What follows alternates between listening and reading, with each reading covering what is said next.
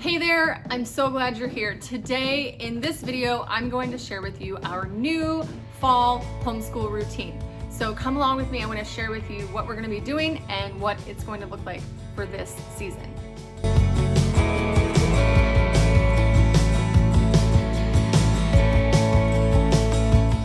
Well, hey guys, hey, how's it going? I am realizing there's a lot of new faces here. So I am so glad you're here. Welcome to Joyful Noise Learning. My name is Ashley. I'm so glad you're here. And I keep saying that, but I'm just gonna keep saying it because it's true. Because without you, I wouldn't have this awesome space in this corner of the internet to share with you about homeschooling. If you're new here, I would love for you to say hi in the comments. I'd love to get to know you and chat with you and answer any questions you guys have. Okay, just a little bit about routines versus schedule and all that. I like to reevaluate each season, like every several weeks. We look at the season, like what time the sun is coming up, what time the sun is going down, what kind of schoolwork we're doing, what kind of activities we have outside of the house, all those things. And I kind of like to sit down and look at what a typical day will look like for us. Just a reminder that this is what I do for my family, and what I do for our family may not work for your family, but I do know it's super helpful to see other people in their decisions and what they're doing with their kids, with their schedules or their routines. So again, this is just an idea, just a little glimpse into what we do. Also, I want to say that not every day looks exactly the same, but I do find that having clear blocks of time set aside, a clear expectation for what each day kind of looks like, helps us out a whole lot. It keeps me accountable, it keeps the kids accountable. I know I have a few kids, maybe you have some of these, that really like to know what's coming. So yes, I do these for their sake. I also am trying not to be a slave to my schedule or my routine, because I can easily fall into that. But again, at the same time, we need a routine. We need a little bit of structure. Otherwise, nothing gets done. Okay, last thing before I tell you my actual routine is we are a Charlotte Mason inspired family. I'm not 100% Charlotte Mason, but I do follow a lot of her method and philosophies and try to adapt our homeschool to that. We're using a gentle feast, cycle 3, and within that, she has a great idea for a routine as well. So I'm gonna give you a glimpse into what we are doing with a gentle feast and all our other subjects and how we get them done. So here we go. I was trying to decide if I would share just what the kids are doing or what like I do in the whole routine. And I decided you guys are probably gonna want both. So I'm just gonna share both, what my kids do and what I do and what we all do. Yeah, this is what we all do. So we are not all morning people. I have one child who will hop up and be happy and ready to go. And the other two are like, don't talk to me until like 10 or 11 in the morning kind of kids. But I do notice if we start our day a little bit early-ish and get started a little bit early-ish, then we have a lot more time throughout the rest of the day to make sure we get our errands done and a bunch of other things we do. We start our day with breakfast, and I make sure the kids get their own breakfast. Oftentimes I will make a bunch of muffins or an oatmeal cake or something, and they'll be able to get a piece for themselves. But I will sometimes make it for them, but then they can make their own oatmeal, they can make their own eggs. What I do before they get up is I try to get some of my work in and my Bible reading, and then just getting ready for the day, just wrapping my head around, okay, what's coming today? What do I need for dinner? All that. So I do that while the kids are kind of waking up. We don't start right at 8. We're not doing that. But the kids wake up anywhere between 7:30 and 9. And during that time is kind of like everybody's wake up time. And sometimes the kids will play or they'll get their breakfast and get all ready for the day. By 9 o'clock, hopefully 8:30, but usually by 9 o'clock, usually we start our morning time. But this is a short version of morning time. I'm learning with the season we're in right now, morning time works better split in half basically. We start with Bible, memory verse, and hymn study. And that takes us maybe 15 minutes. So we do start together in our day all together, but I don't drag that out for a while because my kids, as they get older, they have more individual work and they need more time for that.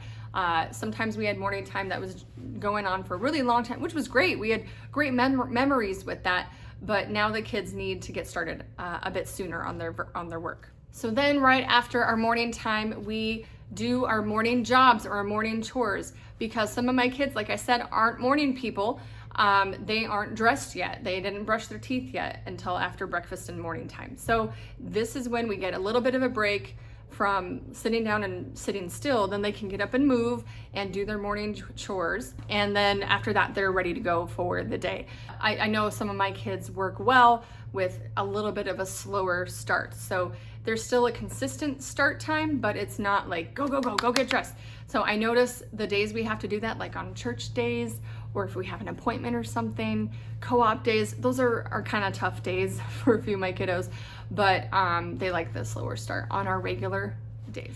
So after morning jobs and chores, they're ready to go. Then we go into individual work. And here's how I break this up. On their planners, I have their list of the things they need to do. It's all the things they can do mostly on their own. And then I rotate between my 3 kids, which whoever needs me for help with their work. So my oldest has her piano and her readings and her language arts book and her math lessons. And most of that she can do all by herself. So she gets started on all that by herself. Then my second oldest, he starts on his individual work that he can do by himself. He does a spelling book, his language arts book, some of it he needs my help with, but he'll do what he can, like copy work. He can do that by himself. And then he has a couple assigned readings that he has to do, and he gets those done.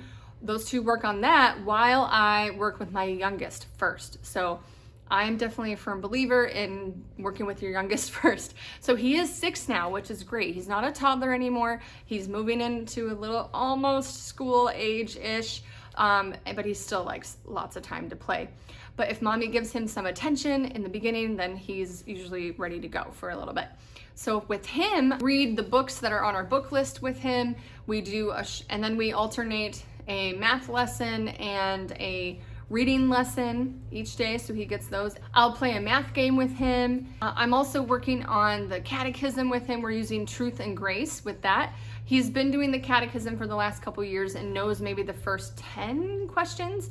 So we're just gonna be building on that. The older 2 already know quite a bit more questions with that. So he needs to get caught up and needs some mommy one-on-one time there. Then after that, my youngest moves into his individual work that he can do without me. And usually that is his Explode the Code book and a math worksheet and the McGuffey reader from Easy Peasy All-in-One Homeschool. They have an app for that I got. Or he has a book that he's reading that he can read on his own. He's doing really well with that. I'm pretty impressed. So he does that all by himself. Once that is done, then he can go play.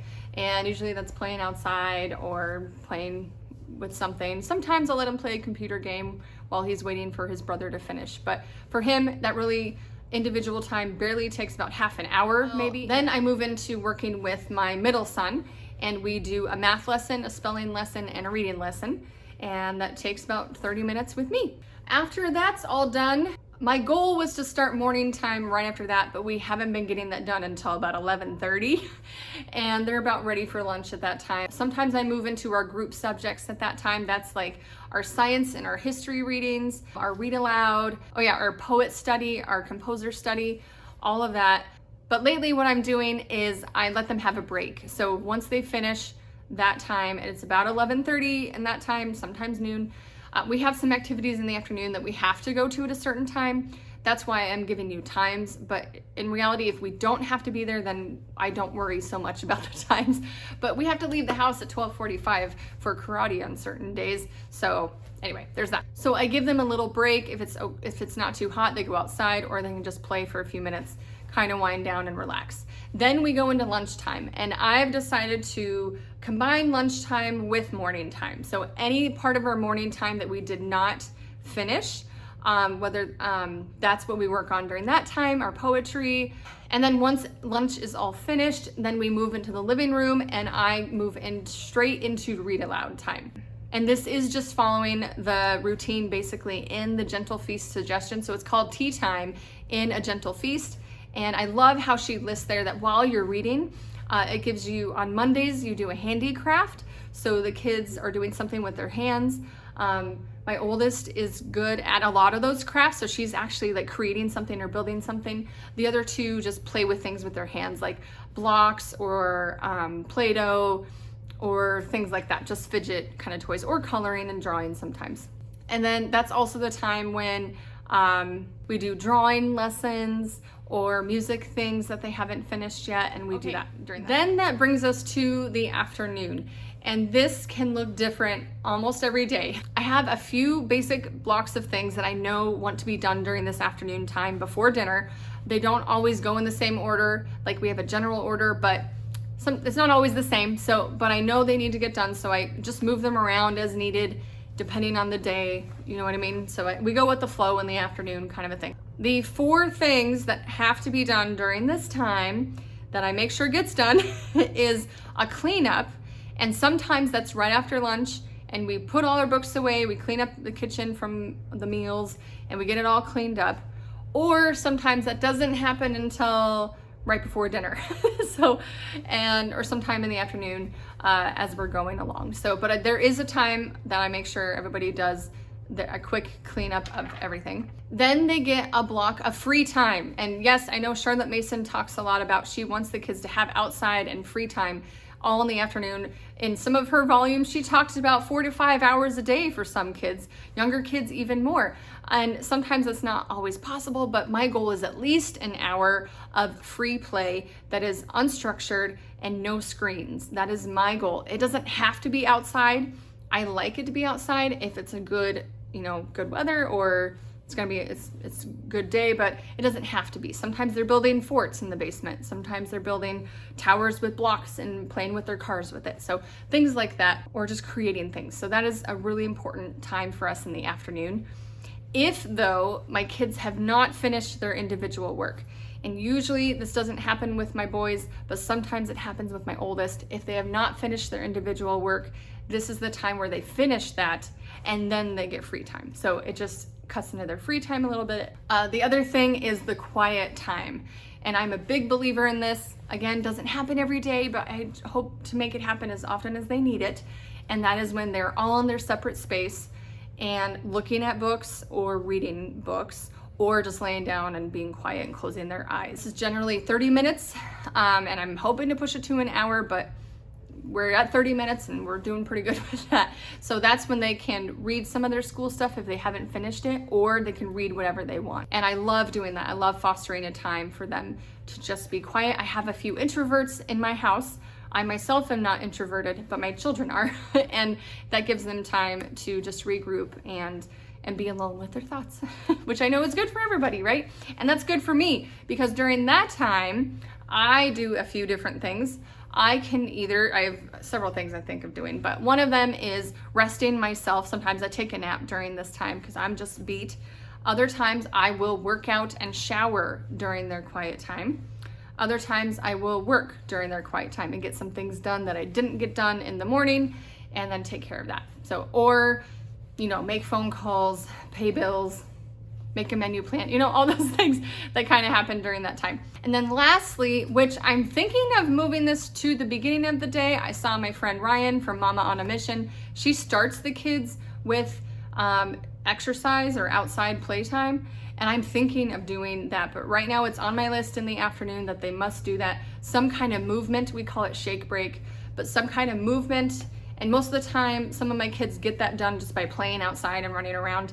Other children don't do that as much now, so I have them do a quick exercise video for kids, and that gets them moving and it gets their blood pumping and stuff. So right now that's in the afternoon, but I might be moving that to the beginning of the day somehow on most days. So there's that. All right, thank you so much for watching, guys. I really appreciate it. I hope this was helpful for you. Let me know what you like to do for your daily routine.